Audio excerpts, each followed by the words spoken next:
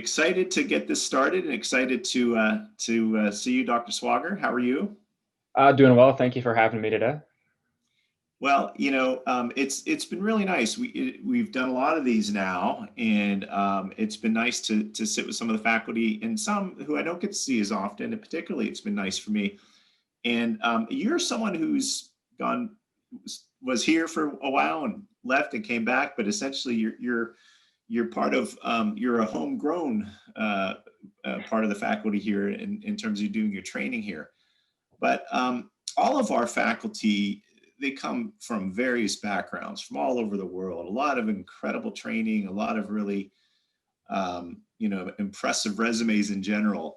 And I always love to hear a little bit about the things that led you to where you are. So in your case, when you were going through all your training and at some point you said, I'm going to focus on medicine and then kind of specialize towards ophthalmology. What were the inspirations that led you to towards that path? So I think, for me, the foundation of it all was being able to work with people, being able to help people. And I probably is a common thing that most physicians will say.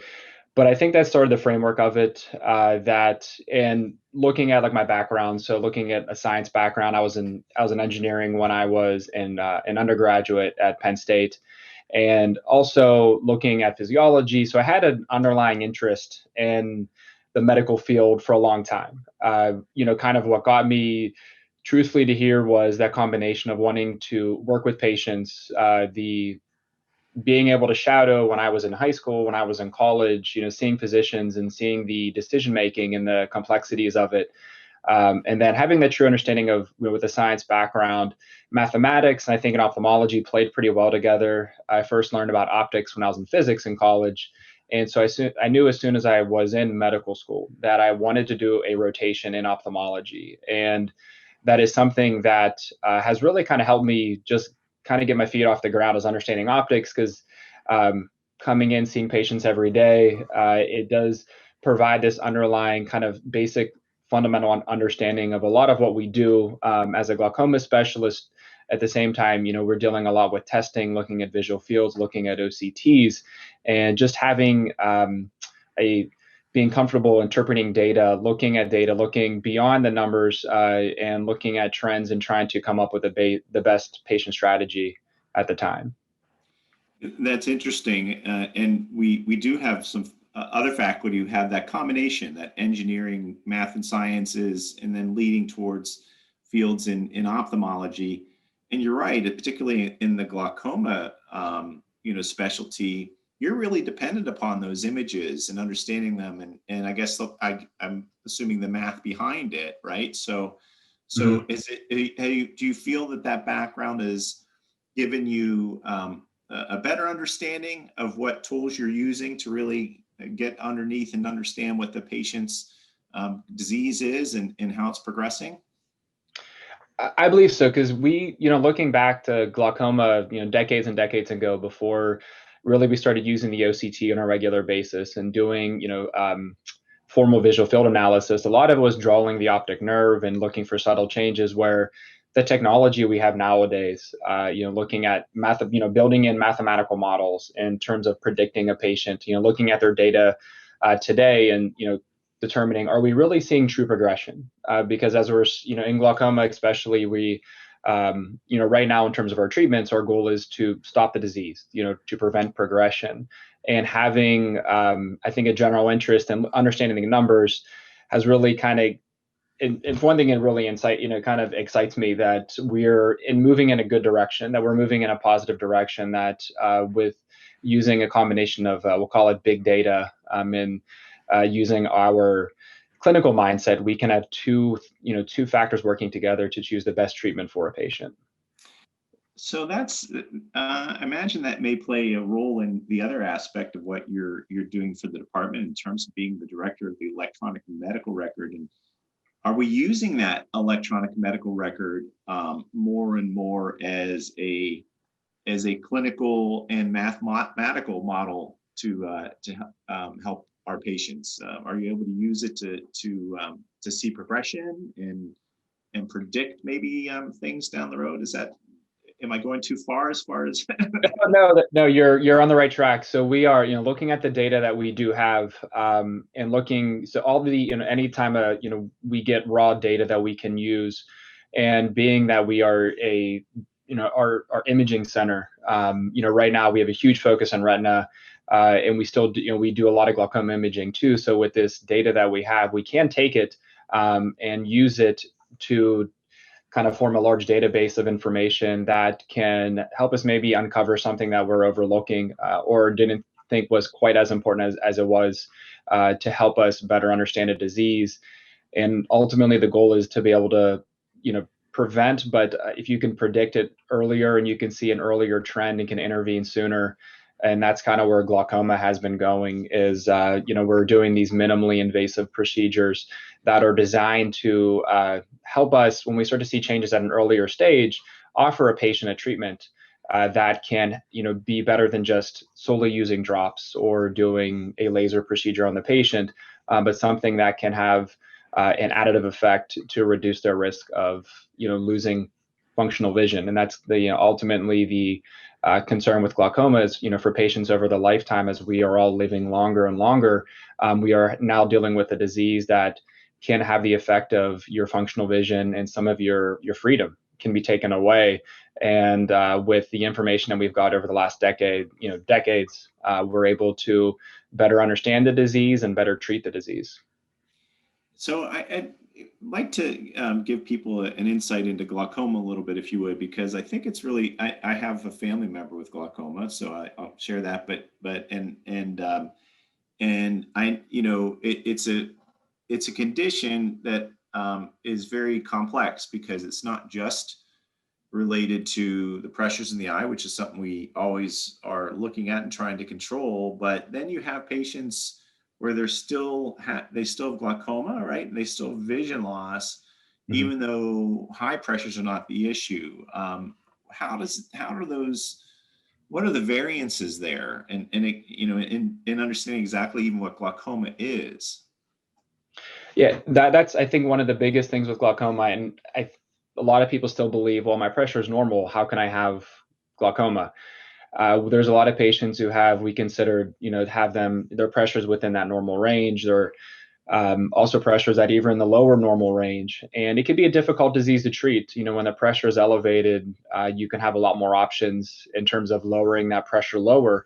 Whereas when you start getting patients with low tension glaucoma, which is another name for it, you might be looking at more of a earlier surgical management to help control their disease, because our medications and even some of our in-office procedures that we do can't always achieve a low enough eye pressure for those type of patients. And I think glaucoma in general as a disease is,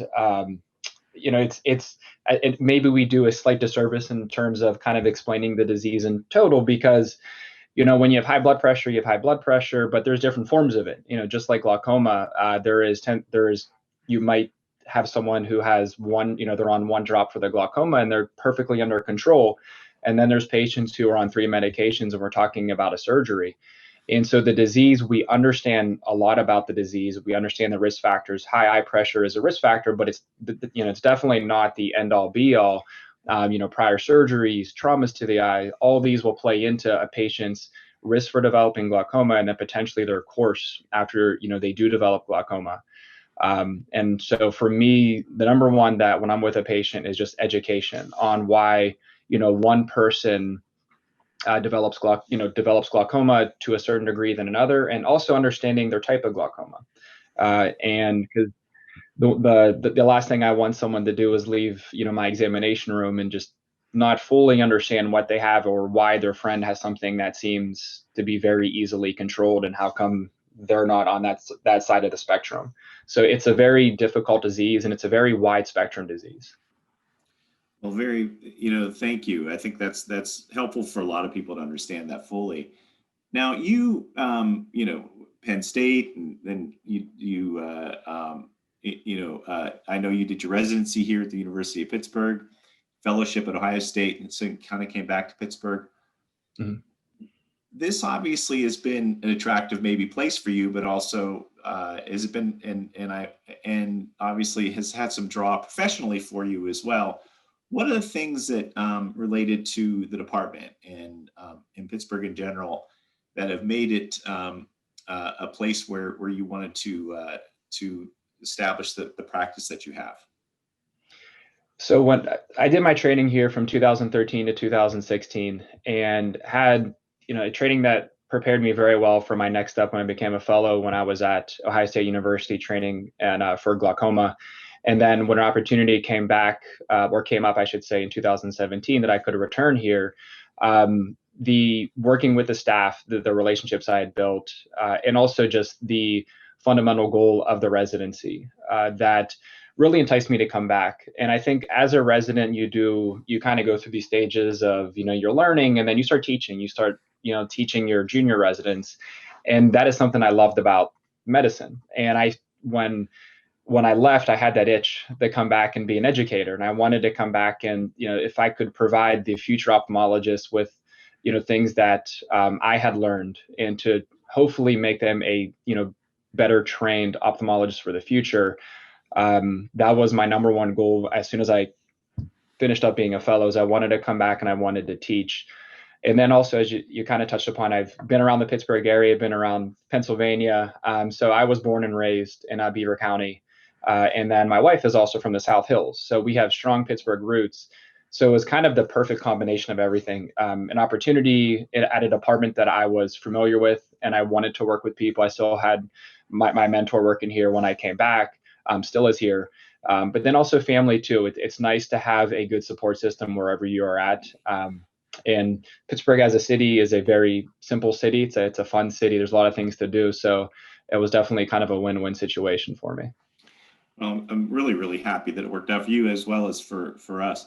So with the, there's been, a lot of growth and a lot of changes in the last few years, and you mentioned coming back here in 2017, but the, for the glaucoma team and some of the, the research and other things going on and what we're trying to do in terms of making an impact, what are some things that you're excited about for our patients in the future that you can see that we may be able to do that and hopefully do a better job of in terms of managing and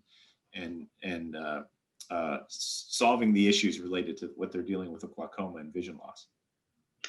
So locally here, we know with the new Vision Institute coming, we're going to be kind of on the forefront of a lot of, especially surgical technologies. We're also getting involved in a lot of clinical research. We're comparing newer treatment modalities to kind of our tried and true older modalities.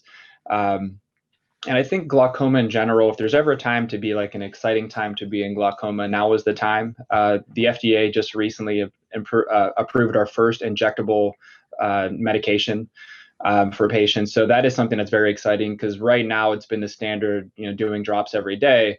But now we do have something else in our toolbox that we can offer to the patient as an injection that hopefully leads to, there is always a look into drug development, into improving just the patient ability to use the medications. And at the same time, maybe you don't have to use a drop every day anymore.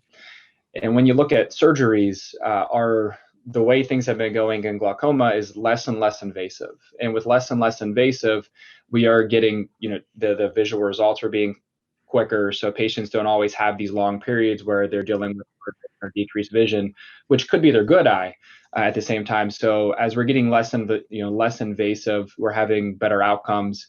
And I think the big thing, and I know there's been some talk about it here too, is, I think looking at the future is treating the optic nerve to regenerate the optic nerve, to restore the health of it, which would be pretty much the holy grail of glaucoma. That, if you come in with a disease, it doesn't matter what stage. If we can give you back, if we can teach the body to heal itself, I think that is the pinnacle of glaucoma treatment. But for right now, our treatments are improving. They're, for patients who have trouble getting in their drops, and I have a lot of patients who have a tremor, or just a lot, just difficulty instilling a drop in their eye, offering them a medication that you can inject at a visit that eludes a medication for over 3 months and can have up to a 2-year effect is very beneficial. And I think it's just the tip of the iceberg regarding our drug treatment deliveries, and then also moving with surgeries. And then I think in the future with research that's being here at the Fox Center, and I think we're in a promising, we're moving in a promising direction. And that's encouraging. As I said, as having this affecting my family, I think we all are optimistic and excited to hear that there may be some more answers down the road. And thank you for sharing all this with us. Again, it was a real pleasure, but I learned something myself today too, and it's always part of why we enjoy doing these. Thank you, and have a great rest of your day. Yeah, thank you very much. It was a pleasure being here.